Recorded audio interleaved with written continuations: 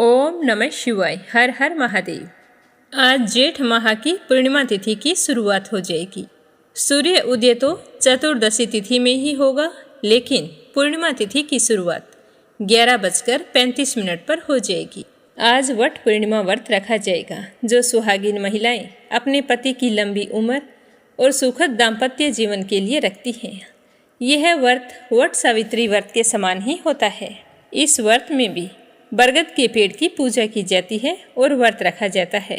What अमावस्या का व्रत खासकर उत्तर प्रदेश, बिहार, मध्य प्रदेश, पंजाब और हरियाणा में रखा जाता है और वट पूर्णिमा का व्रत महाराष्ट्र, गुजरात सहित दक्षिण भारत के क्षेत्रों में किया जाता है।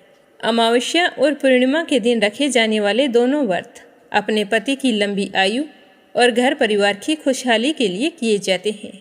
दोनों व्रतों की कथाएं और पूजा विधि समान ही होती है। कहते हैं कि जो भी सुहागिन महिलाएं अमावस्या या पूर्णिमा को व्रत रखकर वट वृक्ष की पूजा करती है तो उसके पति की अकाल मृत्यु टल जाती है। वट वृक्ष का पूजन और सावित्री और सत्यवान की कथा का स्मरण करने के विधान के कारण ही यह व्रत वट सावित्री व्रत के नाम से प्रसिद्ध हुआ है। इस व्रत में सती सावित्री और सत्यवान की कथा सुनी जाती है।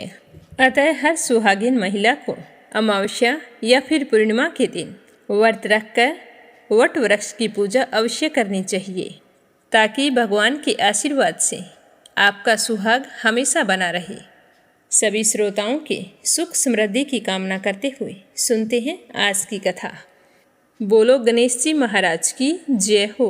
एक समय की बात है, गणेश जी ने पृथ्वी के मनुष्यों की परीक्षा लेने का विचार बनाया तो वे अपना रूप बदलकर एक छोटे से बच्चे का रूप धारण करके पृथ्वी पर घूमने लगे और हाथ में एक चम्मच में दूध ले लिया और दूसरे हाथ में चुटकी भर चावल ले लिए और गली गली घूमकर आवाज़ें लगाने लगे कि कोई भाई मुझे खीर बना दो, कोई मुझे खीर बना दो। दूध और चावल तो मेरे पास हैं, कोई है जो मुझे खीर बना दे। तो उस बालक की इस तरह की बातें सुनकर सारे लोग हंसने लगे, कहने लगे कि भला इतने से दूध से कोई खीर बनती है। पर गणेश जी इसी तरह आवाज़ें लगाते रहे। एक गांव के बाद दूसरे गांव में इसी तरह चक्कर लगाते पुकारते घूम रहे थे। कोई भी खीर बनाने के लिए तैयार नहीं हुआ। सुबह से शाम हो गई। गणेश जी वैसे ही आवाज़ें लगा रहे थे तो शाम के समय एक बुढ़िया अपनी झोंपड़ी के बाहर बैठी हुई थी।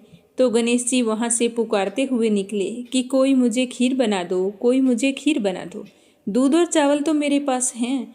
तो बुढ़िया बड़ी कोमल हृदय वाली थी, सोचने लगी कि बच्चा है, बना देती हूँ, जितनी बनेगी उतनी ठीक है। तो वो कहने लगी कि ला बेटा, मैं तुझे खीर बना देती हूँ। तो गणेश जी ने उसे चावल और चम्मच वाला दूध दे दिया। तो बुढ़िया माई उसे लेकर अंदर चली गई। तो गणेश जी भगवान कहने लगे कि बूढ़ी अम्मा, खीर बनाने के लिए बड़ा बर्तन लेकर आना। तो बुढ़िया कहने लगी कि बेटा, मेरे पास तो कोई बड़ा बर्तन है ही नहीं। तो गणेश जी कहने लगे कि नहीं बूढ़ी अम्मा, अंदर जाकर देखो तो सही। तो बुढ़िया जैसे ही अंदर गई तो एक बड़ी सारी कढ़ाई पड़ी थी। तो बुढ़िया को पता चल गया कि यह कोई साधारण बालक नहीं है। तो बुढ़िया ने चूल्हे पर उस कढ़ाई को चढ़ाया और जैसे ही बूढ़ी अम्मा ने वो दूध और चावल कढ़ाई के अंदर डाले तो उफान आता गया और कढ़ाई लबालब भर गई। जैसे जैसे खीर तैयार हो रही थी तो उसके अंदर से केसर की बहुत ही अच्छी खुशबू आ रही थी।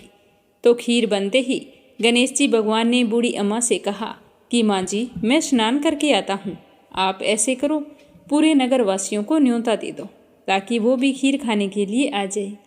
तो बूढ़ी माँ ने कहा कि ठीक है। तो वो गाँव वालों को न्योता देने के लिए चली गई। गणेश जी स्नान करने चले गए। तो उसी समय बुढ़िया का बेटा और बहू खेत से आए थे। तो बहू सोचने लगी कि माँ जी तो पूरे नगर को न्योता देने चली है, तो मेरे लिए तो खीर नहीं बचेगी। तो उसने जल्दी से एक थाली ली और उसके अंदर खीर डालकर रसोई में किवाड़ के पीछे बैठ गई और कहने लगी कि ले गणेशिया भोग, ले गणेशिया भोग, और खीर खा ली। उस थाली को चक्की के नीचे छुपा दिया। बुढ़िया न्योता देकर आई तो गांव वाले सोचने लगे कि कल तक तो बुढ़िया के पास कुछ नहीं था और आज इतना धन हो गया है कि ये हमें खीर खिलाएगी। तो सारे मिलकर बुढ़िया के घर की ओर चल पड़े कि चलो देखते हैं कि आज बूढ़ी माई हमें क्या खिलाने वाली है। तो जैसे ही उसकी झोंपड़ी के पास गए तो खीर की बहुत ही अच्छी खुशबू आ रही थी। इतने में गणेश जी भगवान भी आ गए। तो बुढ़िया माई कहने लगी कि गणेशिया भोग लगा ले, गांव वाले आ गए हैं, उन्हें खीर परोसनी है। तो गणेश जी कहने लगा कि बूढ़ी माई मैंने तो भोग लगा लिया। तो बुढ़िया कहने लगी कि आपने भोग कब लगाया, अभी तो आप बाहर से आ रहे हैं। तो वो कहने लगा कि माई मुझे तो तुम्हारी बहू ने भोग लगा दिया है, अगर विश्वास नहीं हो तो चक्की के नीचे देख लो, थाली पड़ी है, उसके अंदर 2 चावल चिपके हैं। तो बूढ़ी माई ने चक्की के नीचे जाकर देखा तो सच में थाली पड़ी थी और उसमें 2 चावल चिपके हुए थे। तो वो समझ गई कि गणेश जी भगवान सच कह रहे हैं। तो फिर बुढ़िया ने सारे गांव वालों को खीर परोसी। तो सारे गांव वाले खूब तारीफ कर करके खीर खा रहे थे, फिर भी वो खीर खत्म होने का नाम नहीं ले रही थी। तो बुढ़िया गणेश जी से कहने लगी कि गणेशिया अब मैं इस खीर का क्या करूं, ये तो कड़ाही वैसी की वैसी ही भरी पड़ी है।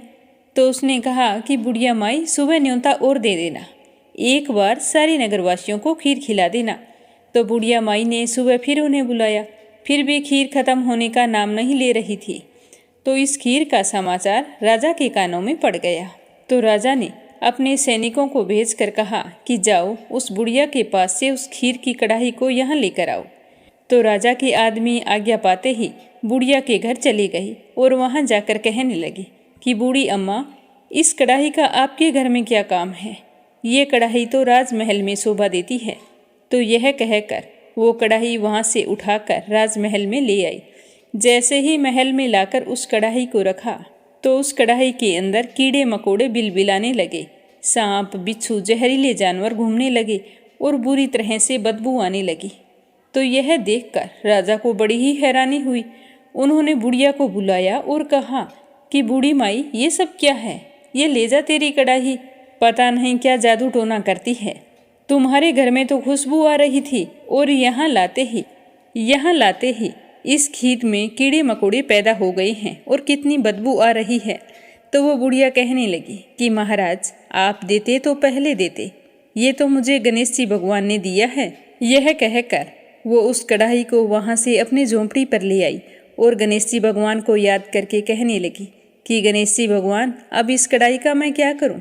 तो गणेश जी वहाँ पर प्रकट हुए और कहने लगे कि बूढ़ी माई इस कढ़ाई को तुम घर के एक कोने में गाड़ दो और सुबह उठकर देख लेना। ऐसा कहकर अंतर्ध्यान हो गए। तो बुढ़िया माई ने जैसा गणेश जी ने कहा था वैसा ही किया। तो सुबह जब बूढ़ी माई की आंख खुली तो देखा झोंपड़ी की जगह सुंदर महल खड़ा था और जिस जगह उन्होंने कढ़ाई दबाई थी उस जगह को खोद कर देखा तो उस जगह सोनों की मोहरों से भरे हुए 2 घड़े निकले। तो यह देखकर बुढ़िया और उसकी बहू बहुत ही खुश हुई और दोनों गणेश जी भगवान का जयकारा लगाने लगी। उसी दिन से बुढ़िया और उसकी बहू दोनों ही प्रतिदिन गणेश जी भगवान की पूजा करने लगी। हे गणेश जी भगवान, जैसा आपने बुढ़िया को दिया वैसा सबको देना, कहानी कहने वाले को, सुनने वाले को और हुंकारा भरने वाले को, सभी की सारी मनोकामनाएं पूर्ण करना। बोलो गणेश जी महाराज की जय हो। अब अपने सुनते हैं सत्यनारायण भगवान की कथा। बोलो श्री सत्यनारायण भगवान की जय हो, विष्णु भगवान की जय हो। एक बार नेमिषारण्य तीर्थ में सोनकादि 88,000 ऋषियों ने श्री सूत जी से पूछा कि हे प्रभु, इस कलयुग में वेद विद्या रहित मनुष्यों को प्रभु भक्ति किस प्रकार मिल सकती है तथा उनका उद्धार कैसे होगा। हे मुनि श्रेष्ठ, ऐसा कोई व्रत और तप बतलाइए जिसको करने से थोड़े से समय में ही पुण्य प्राप्त हो जाए और मनोवांछित फल भी मिल जाए। हम सभी इस तरह की कथा सुनने की इच्छा रखते हैं। तो मुनियों की बात सुनकर सर्वशास्त्रों के ज्ञाता श्री सूत जी बोले कि हे विष्णु में पूज्य, आप सभी ने प्राणियों के हित की बात पूछी है, इसीलिए आज मैं आपको एक ऐसे ही उत्तम व्रत के बारे में बता रहा हूँ जिसे नारद जी ने लक्ष्मी नारायण जी से पूछा था और श्री हरि विष्णु भगवान ने देव ऋषि नारद को बताया था। अब मैं आपको इसे बताता हूँ, आप सभी ध्यानपूर्वक सुनना। एक समय की बात है, देव ऋषि नारद जी दूसरों के हित की इच्छा लिए हुए अनेक लोकों में घूम रहे थे। घूमते घूमते वो मृत्युलोक में आ पहुँचे। वहाँ जाकर उन्होंने अनेक योनियों में जन्मे हुए सभी मनुष्यों को अपने अपने कर्मों से दुखी और पीड़ित देखा तो उन प्राणियों का दुख देखकर नारद जी बहुत ही दुखी हुए और सोचने लगे कि ऐसा कौन सा उपाय किया जाए जिसको करने से मनुष्य के दुखों का अंत हो जाए। तो इसी तरह मन में विचार करते हुए देवऋषि नारद विष्णु लोक में पहुंच गए। वहां जाकर देवों के ईश भगवान नारायण की स्तुति करने लगे, जिनके हाथों में शंख, चक्र, गदा और पद्म थे, गले में वरमाला पहने हुए थे। स्तुति करने के बाद में देवऋषि नारद कहने लगे कि हे विष्णु भगवान, आप अत्यंत शक्ति से संपन्न हैं। मन तथा वाणी भी आपको पा नहीं सकती है। आपका आदि, मध्य तथा अंत नहीं है। निर्गुण स्वरूप सृष्टि के कारण भक्तों के दुखों को दूर करने वाले आपको मेरा नमस्कार है। तो नारद की स्तुति सुनकर विष्णु भगवान बहुत ही प्रसन्न हुए और कहने लगे कि हे मुनि श्रेष्ठ, आपके मन में क्या बात है? आज आप किस काम के लिए पधारे हैं? आज मैं आपसे बहुत ही खुश हूँ। आप निसंकोच होकर कहिए कि किस काम के लिए आपका आगमन हुआ है।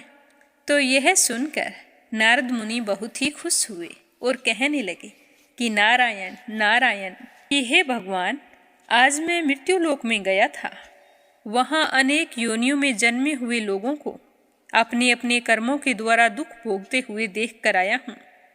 मुझे उन्हें देखकर बहुत ही दुख हुआ है। हे नाथ, अगर आप मुझ पर दया रखते हो और मुझ पर अत्यंत प्रसन्न हो तो हे भगवान, तो कृपा करके आज मुझे कोई ऐसा उपाय बताएं जिसको करने से वे मनुष्य अपने दुखों से छुटकारा पा लें। तो देव ऋषि नारद की बात सुनकर श्री हरि विष्णु भगवान बोले कि हे नारद, आज तुमने मनुष्यों की भलाई के लिए बहुत ही अच्छी बात पूछी है, जिसके करने से मनुष्य मोह छूट जाता है। वह बात मैं कहता हूँ तो मुझे सुनो। स्वर्ग लोक और मृत्यु लोक दोनों में एक दुर्लभ उत्तम व्रत है जो पुण्य फल देने वाला है। आज प्रेमवश होकर मैं तुमसे कहता हूँ, क्योंकि आज मैं तुमसे बहुत ही खुश हूँ। यह व्रत श्री सत्यनारायण भगवान का व्रत है। श्री सत्यनारायण भगवान का व्रत जो मनुष्य पूरी श्रद्धा भाव से करता है, वह अपने जीवन के समस्त सुखों का भोग करता हुआ मरने पर मोक्ष को पाता है। तो श्री हरि विष्णु के वचन सुनकर नारद जी कहने लगे कि उस व्रत का फल क्या है और उसका विधान क्या है? यह व्रत किसने किया था? इस व्रत को किस दिन करना चाहिए? आप मुझे सब कुछ विस्तार से बताएं। तो नारद जी की बात सुनकर श्री हरि विष्णु भगवान कहने लगे कि दुख व शोक को दूर करने वाला यह व्रत सभी स्थानों पर विजय दिलाने वाला होता है। मानव को भक्ति व श्रद्धा के साथ शाम के समय श्री सत्यनारायण भगवान की पूजा धर्मपरायण होकर बंधु बांधवों के साथ करनी चाहिए। इस पूजा में भक्ति भाव से नैवेद्य, केले का फल, घी, दूध और गेहूं का आटा लेना चाहिए। गेहूं का भुना हुआ आटा होता है, उसे सवाया लेना चाहिए। अगर गेहूं के स्थान पर साठी का आटा भी आप ले सकते हैं।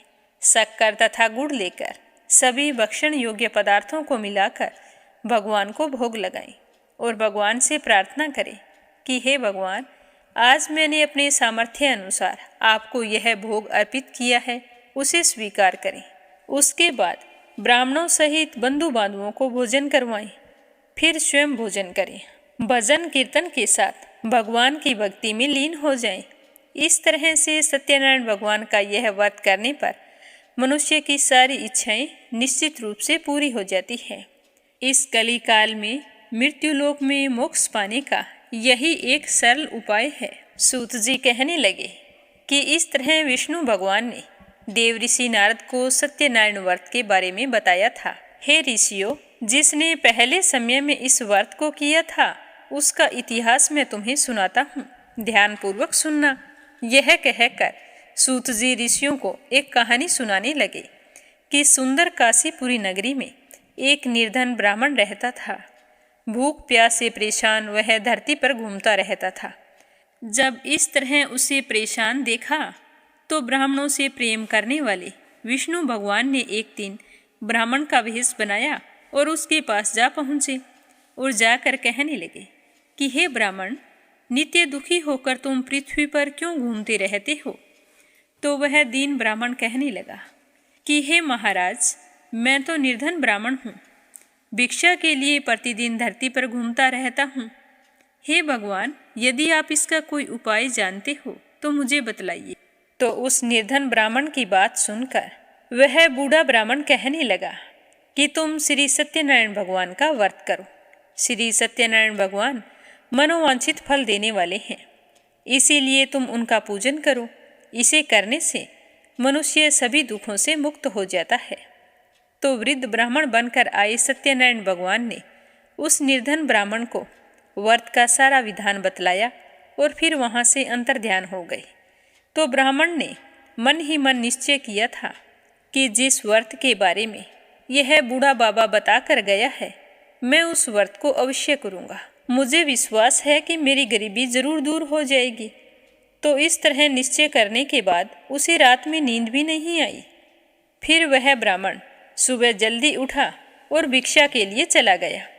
उस दिन निर्धन ब्राह्मण को भिक्षा में बहुत सारा धन मिला, जिससे उसने सत्यनारायण पूजा की सामग्री खरीदी और अपने बंधु बांधवों को बुलाकर उन सब के साथ मिलकर प्रसन्नचित मन से सत्यनारायण भगवान का व्रत संपन्न किया। भगवान सत्यनारायण का व्रत करने से वह निर्धन ब्राह्मण सभी दुखों से छूट गया और अनेक प्रकार की संपत्तियों से युक्त हो गया। उसके बाद वह ब्राह्मण हर महीने इस व्रत को करने लगा। फिर वह अपने जीवन के समस्त सुखों का भोग करता हुआ अंत में मोक्ष धाम को गया। इस तरह जो भी मनुष्य सत्यनारायण भगवान के व्रत को करता है, वह सभी प्रकार के पापों से छूटकर मोक्ष को प्राप्त होता है। फिर सूत जी कहने लगे कि इस तरह से नारद जी से नारायण जी का कहा हुआ श्री सत्यनारायण व्रत मैंने तुमसे कहा है। हे विप्रो, अब मैं तुम्हें और क्या कहूँ? तो ऋषि बोले कि हे मुनिवर, संसार में उस विपर से सुनकर किस किसने इस व्रत को किया था, आज हम वो भी सुनना चाहते हैं। इसके लिए हमारे मन में पूरी श्रद्धा भाव है। तो सूत जी कहने लगे कि हे मुनियों, जिस जिसने इस व्रत को किया वह सब सुनो। आज मैं तुम्हें विस्तार से बताता हूँ। एक समय की बात है कि वही ब्राह्मण जिसने श्री सत्यनारायण भगवान का व्रत करना शुरू किया था, वह धन व ऐश्वर्य के अनुसार अपने बंधु बांधवों के साथ इस व्रत को करने के लिए तैयार हुआ। उसी समय एक लकड़ी बेचने वाला बूढ़ा आदमी वहां आया और लकड़ियां बाहर रखकर ब्राह्मण के घर में गया। तो प्यास से दुखी वह लकड़हारा उस ब्राह्मण को व्रत करते हुए देखकर हाथ जोड़कर प्रणाम किया और फिर पूछने लगा कि हे ब्राह्मण देवता, आप यह क्या कर रहे हैं? इसके करने से क्या फल मिलता है? तो लकड़हारे की बात सुनकर ब्राह्मण कहने लगा कि यह व्रत सब मनोकामनाओं को पूरा करने वाला श्री सत्यनारायण भगवान का व्रत है। इन्हीं की कृपा से मेरे घर में धन धान्य की प्राप्ति हुई है। इससे पहले मैं बहुत ही गरीब था। इस व्रत के बारे में मुझे एक बूढ़े बाबा ने बताया था, तभी से मैं इस व्रत को कर रहा हूँ। तो वह लकड़हारा कहने लगा कि हे ब्राह्मण देवता, आप मुझे भी इस व्रत की सारी विधि बतलाइए, मैं भी इस व्रत को करना चाहता हूँ। तो लकड़हारे की बात सुनकर उस ब्राह्मण ने लकड़हारे को व्रत की सारी विधि बतला दी। तो सारी विधि जानकर लकड़हारा बहुत ही प्रसन्न हुआ और चरणामृत लेकर प्रसाद खाने के बाद वह अपने घर आ गया और सोचने लगा कि आज लकड़ियां बेचने से मुझे जो भी धन प्राप्त होगा, मैं उसी से श्री सत्यनारायण भगवान का उत्तम व्रत करूँगा। मन में ऐसा विचार करके वह लकड़हारा सिर पर लकड़ियां रखकर उस नगर में बेचने चला गया जहाँ पर धनी लोग ज़्यादा रहते थे।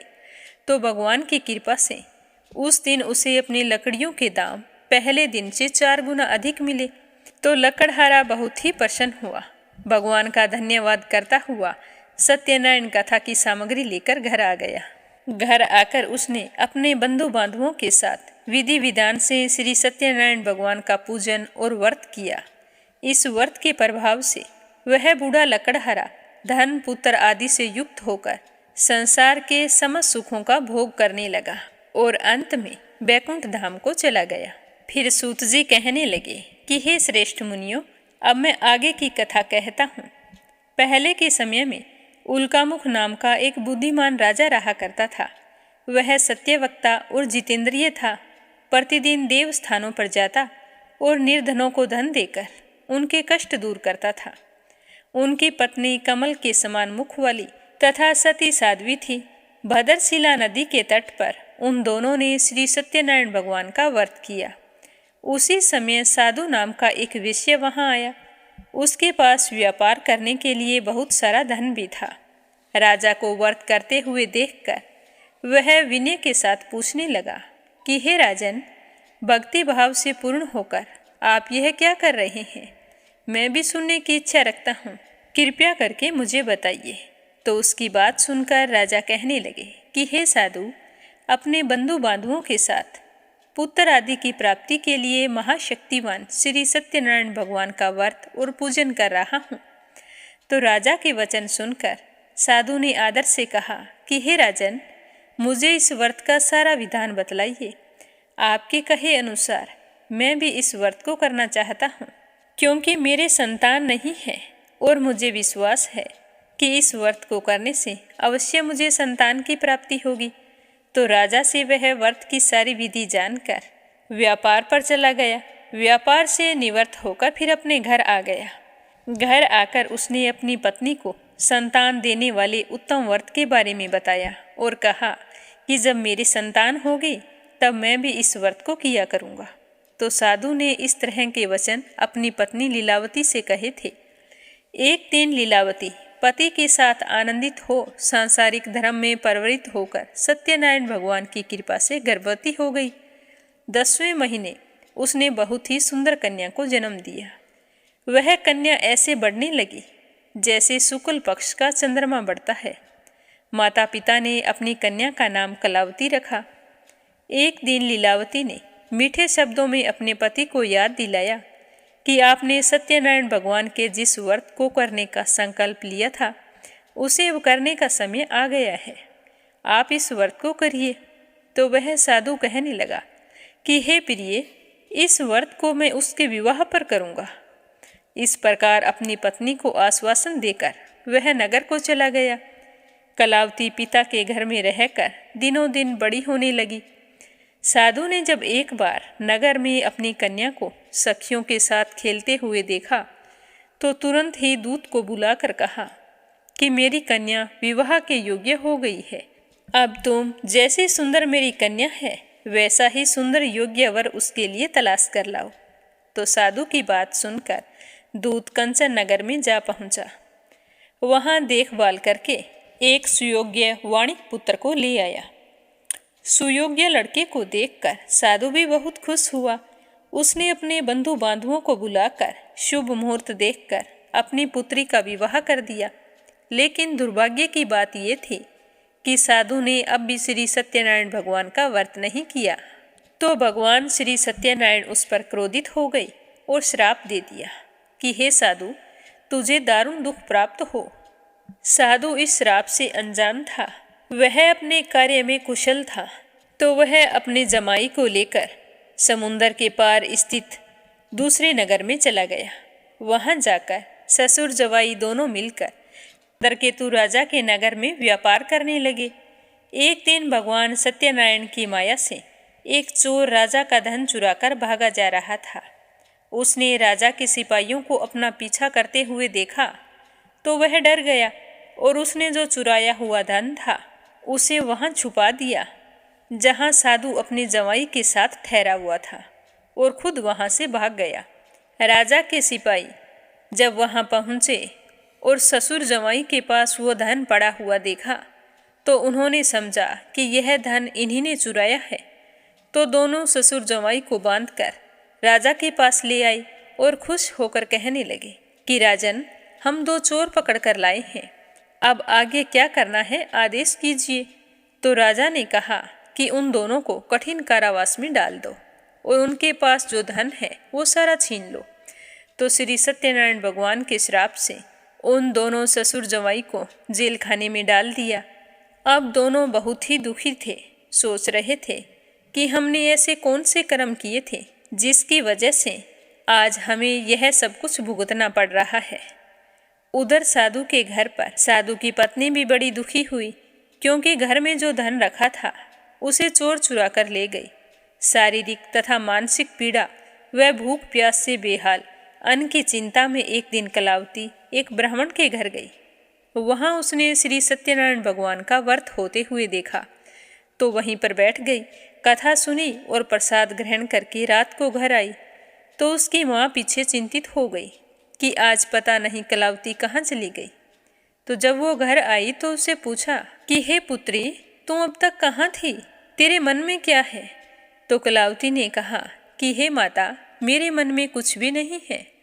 मैं तो एक ब्राह्मण के घर गई थी, वहाँ श्री सत्यनारायण भगवान की कथा हो रही थी। उनके घर में सत्यनारायण भगवान का व्रत रखा गया था, तो मैं तो वहीं पर बैठकर कथा सुनने लगी। कथा समाप्त होते ही प्रसाद लेकर सीधे घर आई हूँ। तो कन्या के वचन सुनते ही लीलावती को उसी समय याद आ गया कि उसके पति ने श्री सत्यनारायण भगवान के व्रत का संकल्प किया था और आज तक उस व्रत को नहीं किया है। मुझे लगता है कि यह सब कुछ हमें सत्यनारायण भगवान का दोष लगा है। तो वह उसी समय भगवान के पूजन की तैयारी करने लगी। लीलावती ने अपने परिवार व बंधुओं सहित सत्यनारायण भगवान का पूजन किया और कहा कि हे भगवान, हमारी गलती क्षमा करो। मेरे पति आपके व्रत का संकल्प करके व्रत को करना भूल गए हैं, इसीलिए जाने अनजाने हमसे जो भी भूल हो गई है उन्हें क्षमा करो और वर दो कि मेरे पति और मेरा जवाई शीघ्र ही घर आ जाए। आज से मैं हर महीने आपका व्रत किया करूंगी। तो श्री सत्यनारायण भगवान लीलावती के दीन वचन सुनकर संतुष्ट हो गए और राजा चंद्रकेतु को सपने में दर्शन देकर कहा कि हे राजन, तुम उन दोनों विषयों को छोड़ दो और तुमने उनका जो भी धन लिया है उसे वापस कर दो। अगर तुमने ऐसा नहीं किया तो मैं तुम्हारा धन, राज्य और संतान सब कुछ नष्ट कर दूंगा। तो राजा को यह कहकर भगवान अंतर्ध्यान हो गए। सुबह होते ही राजा को अपने सपने के बारे में याद आई, तो उन्होंने सभा में जाकर अपना सपना सुनाया और फिर कहा कि दोनों वाणिक पुत्रों को कैद से मुक्त करके मेरे पास लाओ। तो राजा की आज्ञा पाकर उन दोनों को सभा में लाया गया। तो दोनों ने आते ही बड़े ही प्रेम पूर्वक राजा को प्रणाम किया। तो राजा भी बड़ी मीठी वाणी में बोला कि हे महानुभावों, भाग्यवश ऐसा कठिन दुख तुम्हें प्राप्त हुआ है, लेकिन अब तुम्हें कोई भय नहीं है। ऐसा कहकर राजा ने उन दोनों को नए नए वस्त्र आभूषण पहनाए और उनसे जितना धन लिया था उससे दुगना धन वापस देकर उन दोनों को कैद से मुक्त कर दिया। तो दोनों ससुर जवाई बहुत ही खुश हुए और अपने घर की ओर चल पड़े। साधु वेश्या ने मंगलाचार करके अपनी यात्रा आरंभ की और अपने नगर की ओर चल दिए। जब वो थोड़ी ही दूर पहुँचे तो श्री सत्यनारायण भगवान भेष बदलकर उनके सामने आ गई और कहने लगे कि हे साधु, तेरी नाव में क्या है? तो यह सुनकर साधु वेश्या अभिमानवश कहने लगा कि हे दंडी, आप क्यों पूछ रहे हो? क्या आपकी धन लेने की इच्छा है? मेरी तो नाव में बेल और पत्ते भरे हुए हैं। तो वेश्या के कठोर वचन सुनकर भगवान कहने लगे कि तुम्हारा वचन सत्य हो। तो भगवान ऐसे वचन कहकर वहाँ से दूर चले गए और थोड़ी ही दूर जाकर समुद्र के किनारे बैठ गए। दंडी के भेष में आए भगवान के चले जाने के बाद में साधु वेश्या ने नित्य क्रिया करने के पश्चात जब अपनी नाव की तरफ देखा तो नाव तो ऊंचे उठी हुई थी, तो उसे बड़ी ही हैरानी हुई। सोचने लगा कि नाव इतनी हल्की कैसे हो गई। जल्दी से नाव के पास आकर देखा तो नाव में तो सचमुच बेल और पत्ते भरे हुए थे, तो वह तो मूर्छित होकर जमीन पर गिर गया। थोड़ी देर बाद मूर्छा खुली तो वह अत्यंत शोक प्रकट करने लगा। तब उसका दामाद कहने लगा कि पिताजी, आप शोक ना करें, यह तो दंडी का श्राप है। आपने अभिमानवश उनसे यही कहा था और उन्होंने तुम्हें कहा था कि तुम्हारे वचन सत्य हो, तो जैसा आपने कहा था वैसा ही हो गया।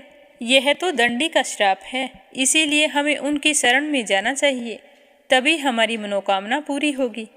तो अपने दामाद की बात सुनकर दोनों ससुर जवाई दंडी के पास पहुँचे और वहां जाकर साधु वेश्य अत्यंत भक्तिभाव से नमस्कार करके कहने लगा कि मैंने आपसे जो असत्य वचन कहे थे उनके लिए मुझे क्षमा कर दे। ऐसा कहकर महान शोकातुर होकर जोर जोर से रोने लगे। तब दंडी भगवान बोले कि हे वाणिक पुत्र, मेरी आज्ञा से बार बार तुम्हें दुख प्राप्त हो रहा है। तू मेरी पूजा से विमुख हुआ है, तभी तो तुझे इतने कष्ट झेलने पड़ रहे हैं। तो साधु विषय कहने लगा कि हे भगवान, आपकी माया से ब्रह्मा आदि देवता भी आपके रूप को नहीं जान सकते, तब मैं अज्ञानी कैसे जान सकता हूँ।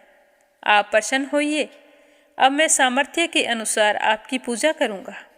आप मेरी रक्षा करो और पहले के समान मेरी नौका में धन भर दो। तो साधु वेश्य के भक्तिपूर्वक वचन सुनकर भगवान प्रसन्न हुए और उसकी इच्छा अनुसार वरदान देकर अंतर्ध्यान हो गए। जब ससुर जमाई नाव के पास आए तो देखा कि नाव तो धन से परिपूर्ण थी। तो फिर वहीं पर साधु वेश्य अन्य साथियों के साथ सत्यनारायण भगवान की पूजा करने लगे। श्रद्धा भाव से पूजा की, प्रसाद बांटा और फिर अपने नगर को चल दिए। जब नगर के नज़दीक पहुँचे तो दूतों को अपने घर पर खबर करने के लिए भेज दिया।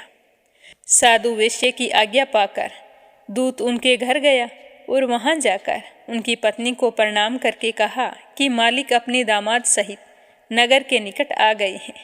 तो दूत की बात सुनकर साधु की पत्नी लीलावती बहुत ही खुश हुई और हर्ष के साथ सत्यनारायण भगवान का पूजन किया।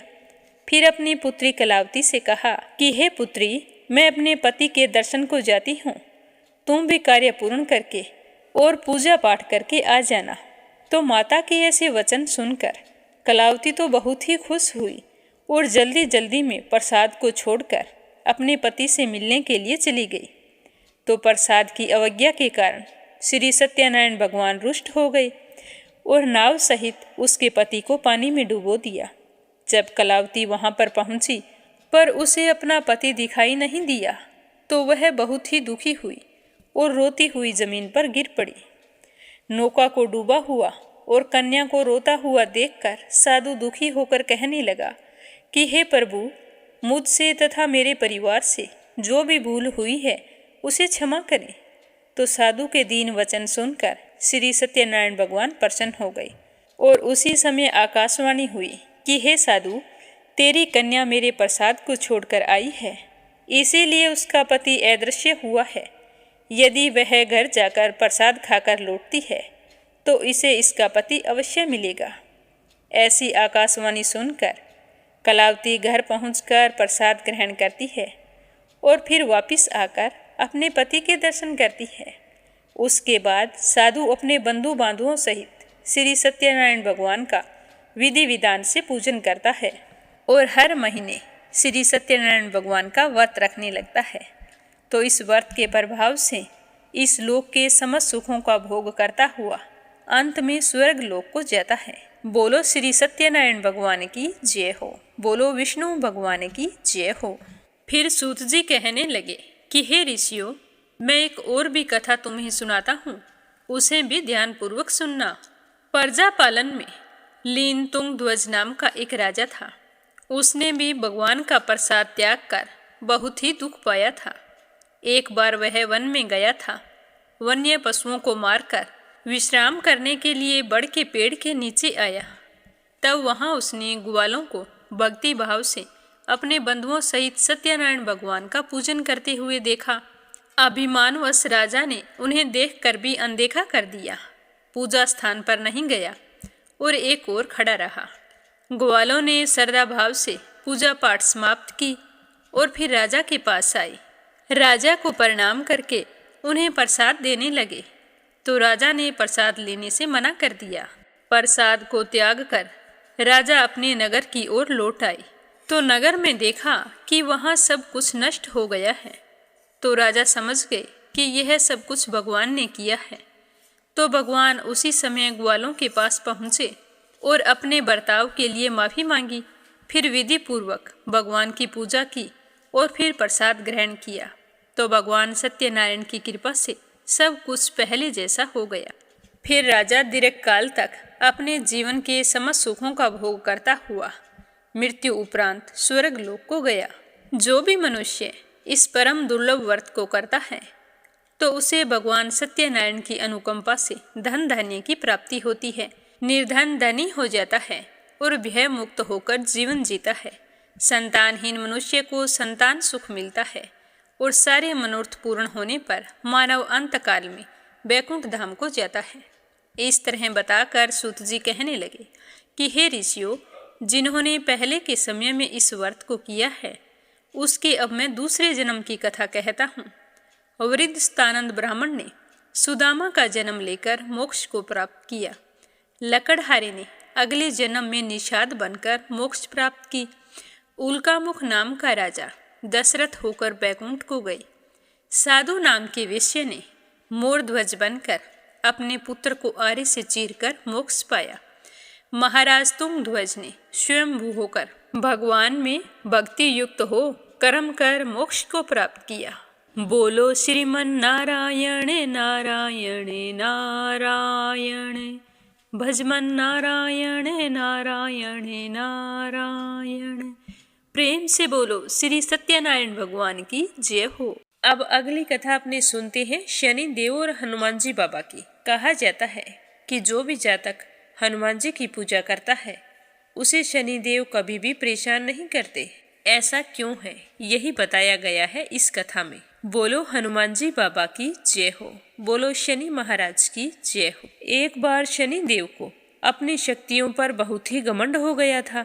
शनि देव को ऐसा लगने लगा था कि उनसे शक्तिशाली कोई भी नहीं है।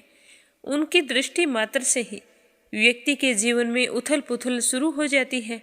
तो शनि देव इसी मद में चूर होकर एक ऐसे स्थान पर पहुंच गए जहां हनुमान जी बाबा अपने प्रभु श्री राम की पूजा में लीन थे। भगवान श्री राम की भक्ति में डूबे हुए हनुमान जी को देखकर शनि देव ने उन पर अपनी वक्र दृष्टि डाल दी, लेकिन कोई प्रभाव नहीं हुआ। तो इससे क्रोधित होकर शनि देव ने हनुमान जी को ललकारते हुए कहा कि हे वानर, देख तेरे सामने कौन आया है। तो हनुमान जी ने शनि देव की ओर ध्यान नहीं दिया और अपनी भक्ति करते रहे। शनि देव ने सभी प्रयास कर लिए लेकिन हनुमान जी पर कोई असर नहीं हुआ। तो शनि देव का क्रोध 7वें आसमान पर पहुंच गया। तनाव और गुस्से में आकर शनि देव ने एक बार फिर प्रयास किया और कहा कि हे वानर, आंखें खोल। मैं शनि देव तुम्हारी सुख शांति नष्ट करने के लिए आया हूँ। इस संसार में ऐसा कोई नहीं है जो मेरा सामना कर सके। शनि देव को ये विश्वास था कि ऐसा करने से हनुमान जी भयभीत हो जाएंगे और बार बार क्षमा मांगेंगे, लेकिन ऐसा कुछ नहीं हुआ। बहुत प्रयास करने पर भी हनुमान जी ने बहुत ही सरल भाव से पूछा कि महाराज, आप कौन हैं? तो इस बात को सुनकर शनि देव को और भी ज्यादा गुस्सा आ गया। तो शनि देव हनुमान जी से कहने लगे कि मैं अभी और इसी समय तुम्हारी राशि में प्रवेश करने जा रहा हूँ, तब समझ में आ जाएगा कि मैं कौन हूँ।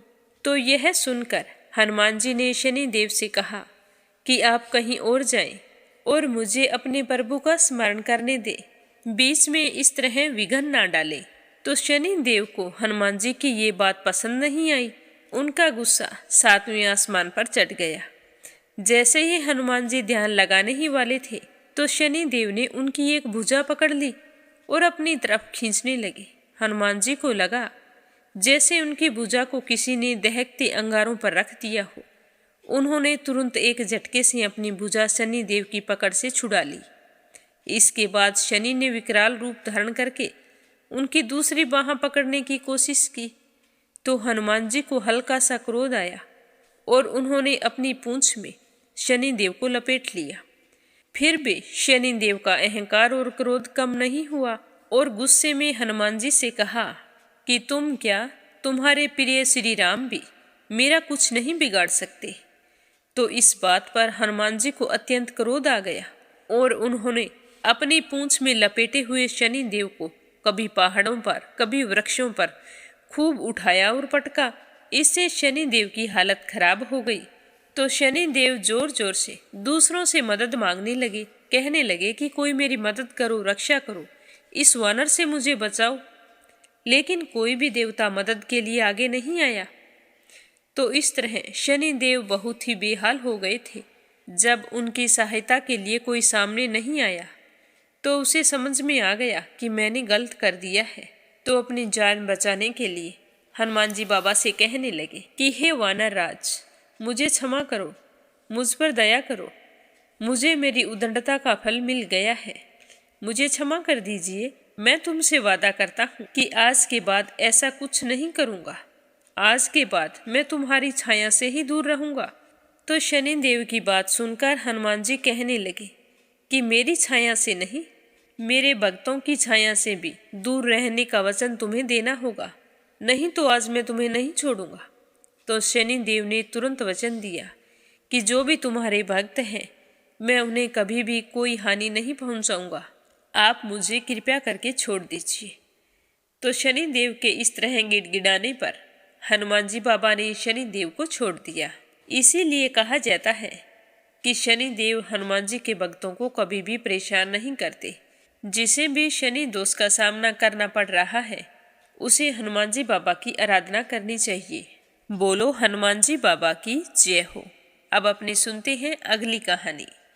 बहुत समय पहले किसी नगर में एक निसंतान दंपति रहा करते थे। कोई संतान न होने के कारण पति पत्नी बहुत ही दुखी रहते थे। एक बार ब्राह्मण ने वन में जाकर हनुमान जी की पूजा करने का निश्चय किया और वहां जाकर उसने विधि विधान से हनुमान जी की पूजा अर्चना की और उनसे पुत्र की कामना की। और उधर घर पर उनकी पत्नी भी संतान पाने के लिए श्रद्धापूर्वक मंगलवार के व्रत किया करती थी। वो मंगलवार के पूरे दिन उपवास रखती और शाम को भोजन बनाकर गुड़ का चूरमा बनाती। सबसे पहले हनुमान जी को भोग लगाती, उसके बाद ही स्वयं भोजन करती थी। एक दिन ब्राह्मणी की तबीयत सही नहीं थी तो वह भोजन नहीं बना पाई। अब भोजन नहीं बना तो चूरमा कैसे बने और कैसे हनुमान जी को भोग लगाए, तो उसे बहुत ही दुख हुआ। वह भूखी प्यासी सो गई। उसने निश्चय किया कि अब मैं अगले मंगलवार को हनुमान जी को भोग लगाने के बाद ही स्वयं भोजन करूंगी। तो इस तरह ब्राह्मणी लगातार 6 दिन तक भूखी प्यासी पड़ी रही। जब मंगलवार का दिन आया, उस दिन वो बेहोश हो गई। तो हनुमान जी उसकी आस्था और लगन को देखकर बहुत ही प्रसन्न हुए और उन्होंने वरदान स्वरूप ब्राह्मण की पत्नी को एक बालक दिया और कहा कि हे ब्राह्मणी, यह बालक बहुत ही तेजस्वी होगा और तुम पति पत्नी की खूब सेवा किया करेगा। संतान पाकर ब्राह्मणी की खुशी का कोई ठिकाना नहीं रहा। मंगलवार के व्रत करने के कारण हनुमान जी ने ब्राह्मणी को पुत्र दिया, इसीलिए उस ब्राह्मणी ने उस बालक का नाम मंगल रखा। अब वह उसी तरह मंगलवार के व्रत करती रही और फिर हनुमान जी से प्रार्थना की कि मेरे पति घर आ जाएं। तो कुछ समय के बाद पूजा समाप्त करके ब्राह्मण वापस घर आ गया। घर में बालक को देखकर वह आश्चर्य में पड़ गया। अपनी पत्नी से पूछने लगा कि ये बालक कौन है। तो उसकी पत्नी कहने लगी कि मंगलवार के व्रत करने से हनुमान जी बाबा ने प्रसन्न होकर वरदान स्वरूप मुझे ये संतान का सुख दिया है। परंतु ब्राह्मण को अपनी पत्नी की बात पर भरोसा नहीं हुआ। वह सोचने लगा कि मुझे कितने साल हो गए घर से गए हुए, यह बालक पता नहीं कहाँ से और कैसे आया है। तो एक दिन उसने मौका देखकर उस बालक को कुएं में गिरा दिया और फिर अपने घर आ गया। घर आते ही उसकी पत्नी कहने लगी कि हमारा पुत्र मंगल कहाँ है। तो ब्राह्मण कुछ कहता उससे पहले मंगल मुस्कुराता हुआ आकर अपनी माँ से लिपट गया। यह देखकर ब्राह्मण को बड़ी ही हैरानी हुई कि मैं तो इसे कुएं में गिराकर आया था, यह जीवित होकर कैसे आ गया। पर वह कुछ नहीं बोला। वह बड़ा ही हैरान था। इसी बात को सोचता सोचता रात में सो गया, पर उसे नींद नहीं आ रही थी। तभी उसकी हल्की सी आंख लगी और उसके सपने में बजरंगबली ब्राह्मण के भेष में आई और कहने लगे कि ये संतान मैंने तुम दोनों की उपासना से प्रसन्न होकर वरदान स्वरूप दी है और तुम इस बात पर शंका करते हो जो तुम्हारे लिए अच्छा नहीं है। तुम्हारी पत्नी बहुत ही पतिव्रता नारी है, वह अपने पतिव्रत धर्म को बहुत ही अच्छे से निभाती है। तो सच्चाई जानकर ब्राह्मण बहुत ही खुश हुआ, पर उसे अपने किए पर बहुत ही पछतावा हो रहा था। उसने फिर जल्दी से अपनी पत्नी को उठाया और सारी बात बताकर माफी मांगने लगा कि अज्ञानतावश मैंने तुम पर शक किया और हमारे बेटे को कुएं में धकेल दिया, पर जिसे बचाने वाला भगवान होता है उसे दूसरा कोई कैसे मार सकता है। फिर दोनों ब्राह्मण दंपति हर मंगलवार को श्रद्धापूर्वक व्रत रखने लगे और हनुमान जी बाबा की पूजा करने लगे। बोलो हनुमान जी बाबा की जय हो। अब आपने सुनते हैं लपसी और तपसी की कहानी। बोलो लपसी तपसी की जय हो। बहुत पुराने समय की बात है। एक गांव में एक ब्राह्मण परिवार रहा करता था। उसमें पति पत्नी के अलावा उनके 2 बच्चे थे। एक बेटा था, एक बेटी थी। ब्राह्मण दंपति बहुत ही सरल स्वभाव के थे। समय मिलने पर प्रभु का स्मरण किया करते थे। उनकी बेटी बहुत ही संस्कारी और सुशील थी, लेकिन उनका बेटा आवारा किस्म का था। वह कोई काम धाम नहीं करता और ना ही कभी अपने माँ बाप का कहना मानता था। समय के साथ दोनों बहन भाई बड़े हो गए। बहन की शादी कर दी गई, पर भाई का वही हाल था। उसके माँ बाप ने उसे समझाया कि बेटा, अब हम वृद्ध हो चले हैं, तुम कोई काम किया करो, लेकिन उस पर उनकी बातों का कोई असर नहीं होता था। तो एक दिन ब्राह्मणी अपने पति से कहने लगी कि स्वामी, आप बिल्कुल काम छोड़ दीजिए। जब घर में कुछ भी नहीं होगा तो यह अपनी जिम्मेदारी समझेगा और काम पर लग जाएगा। तो ब्राह्मण ने दूसरे दिन से काम पर जाना छोड़ दिया। तो यह देखकर उनके बेटे ने कोई काम नहीं किया और चोरी करने चला गया। आते जाते राहगीरों को लूट लेता और उसी से अपने घर का गुजारा किया करता था। तो उसकी लूटने और चोरी करने की आदत से सारे गांव वाले उसे लपसी कहने लगे। तो लपसी की इस हरकत से उसके माँ बाप बहुत ही दुखी रहते थे, पर वह किसी की सुनने के लिए तैयार नहीं था। इसी तरह समय बीतता गया। एक दिन की बात है कि लपसी एक पीपल के पेड़ पर बैठा था। तभी शिव पार्वती जा रहे थे। पार्वती माता गहनों से लदी हुई थी। तो लपसी उन्हें देखकर सोचने लगा कि सूरत के कितने गहने हैं, आज ये सारे के सारे लूट लूँगा तो मुझे कई महीनों तक चोरी नहीं करनी पड़ेगी। तो वह लूटने के इरादे से पीपल की ओट में होकर बैठ गया। जैसे ही शिव पार्वती वहाँ से जाने लगे तो लपसी एकदम से शिव पार्वती के सामने आकर कहने लगा कि जल्दी से जितने सारे गहने पहन रखे हैं उतार दो। तो पार्वती माता कहने लगी कि तुम चोरी क्यों करती हो, तुम्हें पता है चोरी करना पाप है। तो लपसी कहने लगा कि क्या करूं, घर पर मेरे माँ बाप हैं, मेरी एक भांजी है, उनके लिए दोनों समय भोजन की व्यवस्था कहाँ से करूं, मुझे कोई काम तो आता नहीं है। तो लपसी की बात सुनकर पार्वती माता कहने लगी कि तुम जो चोरी करके पाप करते हो, इस पाप का भागी कौन बनेगा। तो लपसी कहने लगा कि मेरे घर वाले सारे बनेंगे। तो पार्वती माता कहने लगी कि कोई नहीं बनेगा, पाप के भागी केवल तुम बनोगे। तो लपसी कहने लगा कि मैं लूट खोस कर उन्हीं के लिए लेकर जाता हूँ, तो पाप के भागी तो उन्हें बनना ही पड़ेगा। तो लपसी की बात सुनकर पार्वती माता ने हंसकर कहा कि हम यहीं पर बैठे हैं और तुम अपने घर जाओ, अपने घर वालों से पूछो कि कोई तुम्हारे पाप का भागी बनेगा क्या।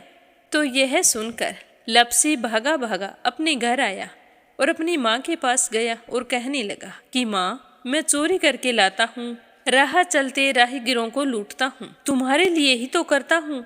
तो तुम मुझे एक बात बताओ, चोरी करने से जो पाप लगता है तो आप मेरे पाप के भागी बनोगे।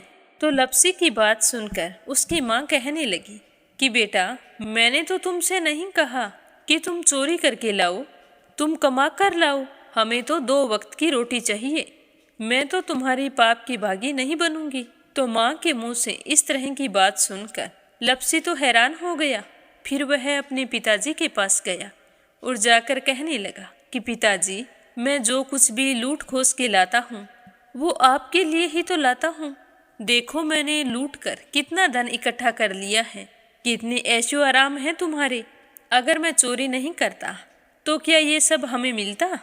पिताजी, मैं तुमसे एक बात पूछता हूँ, कि चोरी करने से पाप लगता है, तो उस पाप में आप मेरे भागीदार बनोगे क्या?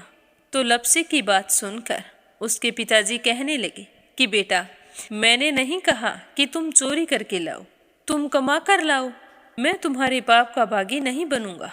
तो माँ बाप के मुंह से इस तरह की बात सुनकर वह बहुत ही उदास हुआ और सोचने लगा कि मैं कितने महीनों से चोरी कर रहा हूँ, ना जाने मुझ पर कितना पाप चढ़ गया है, और ये तो बोल रहे हैं कि पाप के भागी हम नहीं बनेंगे, तो अब क्या होगा? तो वह बड़े ही दुखी मन से शिव पार्वती से मिलने के लिए चल पड़ा।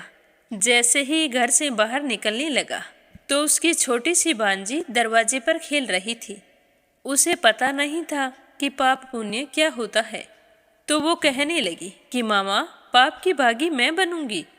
तो उसके इस तरह कहते ही लप्सी ने उसे गोद में उठाया और चल पड़ा। शिवजी भगवान और पार्वती माता के पास जाकर कहने लगा कि घर वालों ने पाप का भागी बनने से मना कर दिया है और एक यही है जो पाप की भागी बनने को तैयार है। फिर लप्सी बड़े ही दीन स्वर में कहने लगा कि हे भगवान, मैं समझ गया हूँ कि चोरी करना पाप है। आज तक जो मैंने काम किया वो बहुत ही गलत था, लेकिन अब मैं इसका प्रायश्चित करना चाहता हूँ। अब तुम ही बताओ, मुझे मेरे पापों से मुक्ति कैसे मिलेगी?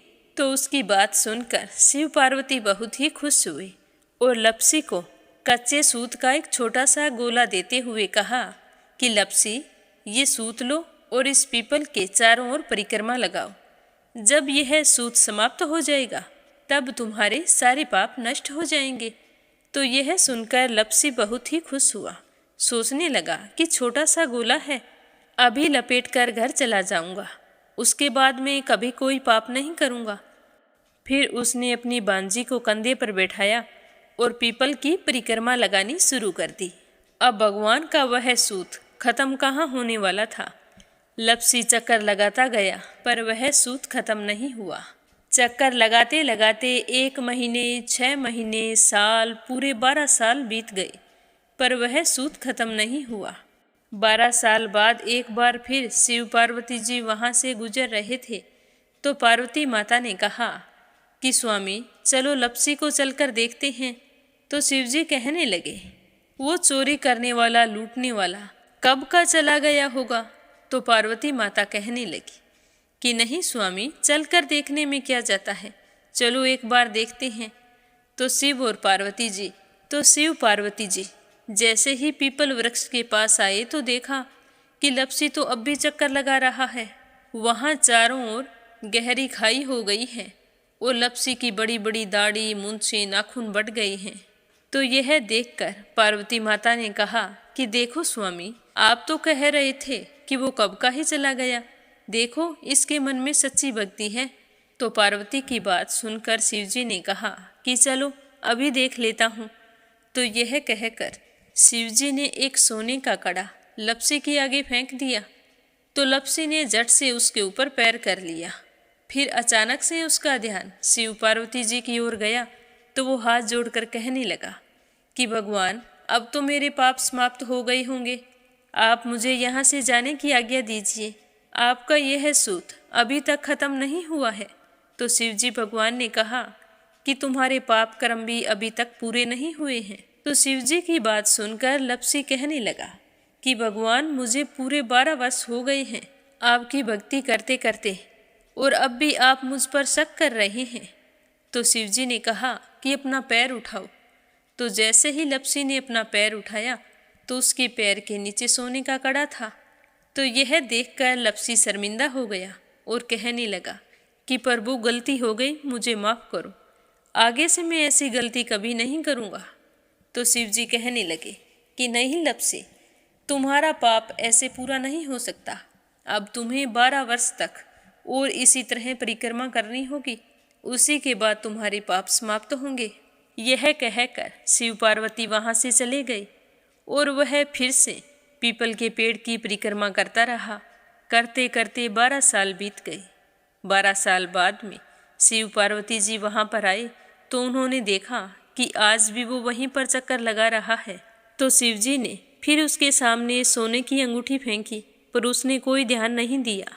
तो शिव जी भगवान प्रसन्न होकर कहने लगे कि हे लप्सी, आज से तुम मेरी तपस्या करके तपसी बन गए हो। मैं तुम्हें वरदान देता हूँ कि तुम अपने जीवन में सारे सुखों को प्राप्त करेगा। और तूने 24 बरस तक मेरी भक्ति की है, इसका फल भी तुझे अवश्य मिलेगा। जो भी औरत गाय और कुत्ते की रोटी नहीं बनाएगी, उसका पुण्य फल तुम्हें मिलेगा। आंगन लीप कर दहलीज नहीं लीपेगी, तो उसका पुण्य फल भी तुझे ही मिलेगा। अगर हमारे घर की बहन बेटी को हम सूट, तीवल या साड़ी भेंट स्वरूप देते हैं, तो साथ में मोली का धागा और कुछ रुपए नहीं देंगे, तो उसका पुण्य फल भी तुम्हें ही मिलेगा। अगर कोई दिए से दिया जलाएगा, तो उसका पुण्य फल भी तुम्हें ही मिलेगा। अगर व्रत और पूजा पाठ में सारी कहानी सुन ले और तुम्हारी कहानी ना सुने, तो उसका पुण्य फल भी तुम्हें ही मिलेगा। कहा जाता है कि तभी से सुबह पहली रोटी गाय की और सुबह की अंतिम रोटी छोटी बनाई जाती है, और शाम को अंतिम रोटी बड़ी बनाई जाती है जो कुत्ते की होती है। और दिए से दिया भी नहीं जलाया जाता। और घर की बहन बेटियों को सूट और तीवल के साथ भेंट स्वरूप कुछ रुपए भी जरूर दिए जाते हैं।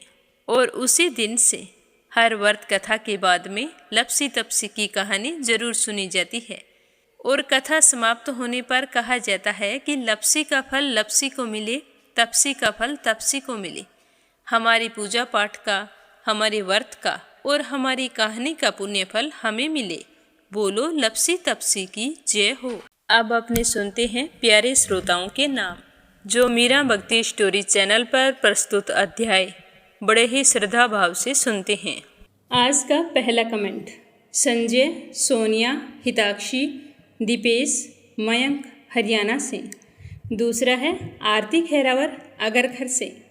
तीसरा है अपराजिता मीना श्रीवास्तव नेपाल से। रवि सैनी, सीमा सैनी मलियाना से। परमेश्वरी रघुवीर सिंह दिल्ली से। रुक्मणी शर्मा अंबाला से। दिल्ली बहादुर भंडारी नेपाल से। रुक्मणी शर्मा अंबाला से। हेमलता, मनोज, नंदिनी, जतिन अलीगढ़ से। आशा शर्मा, विष्णु, ज्योति, अंशु भीलवाड़ा से।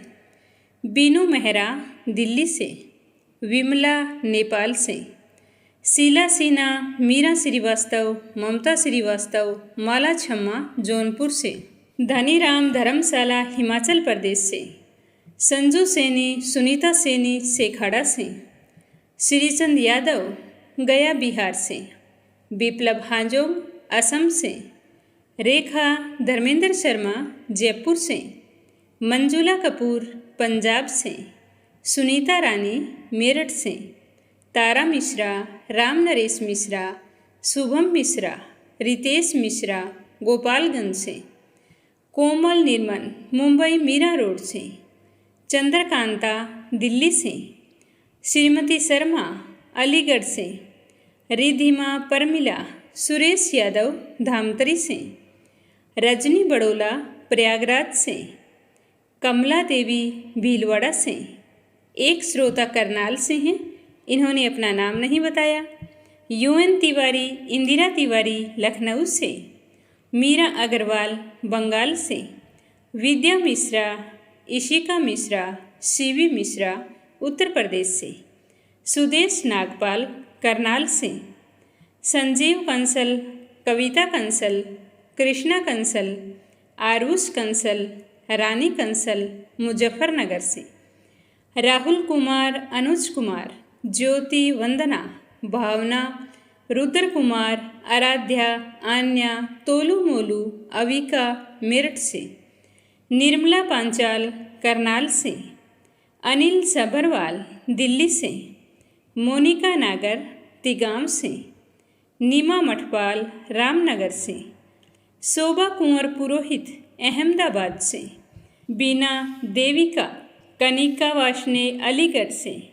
सीमा जोशी, रवि कुमार जोशी दिल्ली से। शंभू प्रसाद भट्ट सनेहिल, पूर्णिमा देवी भट्ट उत्तराखंड से। उषा शर्मा सोजत सिटी से। शांताबेन वाघेला गुजरात के मंडल से। गीता गोस्वामी, सुनीता गोस्वामी मेरठ से।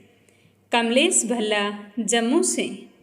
निर्मला पांचाल करनाल से, स्मृति मनसा रुद्राक्ष पंडित, लता सुरेश वत्स, रितु मयंक वत्स, सवती मनीष वत्स, जानवी कुरुक्षेत्र से, अशोक कुमार जी भटनागर भोपाल मध्य प्रदेश से, उषा सेठ बनारस से, जानवी मिश्रा, राधिका मिश्रा, गौरी मिश्रा, सचिन मिश्रा, सोनम मिश्रा, माधवी मिश्रा, सीता मिश्रा बाराबंकी से, श्रीमती कमलेश जबलपुर से, सावित्री ईश्वरलाल रामचंदानी गाजियाबाद से, के लक्ष्मण दास उमरकोट से, ललिता विशाल, आराध्या आरव, भानु, पूजा, पूनम, खुशबू, संदीप, लैला, चंद्रेश दमो मध्य प्रदेश से, स्मिता सीताराम गायकवाड़ महाराष्ट्र से, उषा सूद बेंगलुरु से, पूजा पाठक उत्तराखंड देहरादून कोशानी से, कमलेश लाल रुड़की से, देवी सिंह कार्तिक, पायल सौम्या, उमा रघुवंशी गजबा सौदा से, शशि वर्मा, अंजलि वर्मा, करण वर्मा पंजाब से, संगीता नागर फरीदाबाद से। आपका प्यार और श्रद्धा भक्ति देखकर हमें बहुत ही खुशी हुई। आप हमेशा यूं ही हमारे साथ बने रहें। कई श्रोताओं का कहना है कि हमारा नाम आप नहीं लेते, तो उनसे मेरा कहना है कि आप अपना नाम कमेंट बॉक्स में लिखें, आपका नाम जरूर लिया जाएगा। भगवान श्री हरि आपकी सारी मनोकामनाएं पूर्ण करे। सभी की मंगल कामना के साथ ओम नमः शिवाय। हर हर महादेव।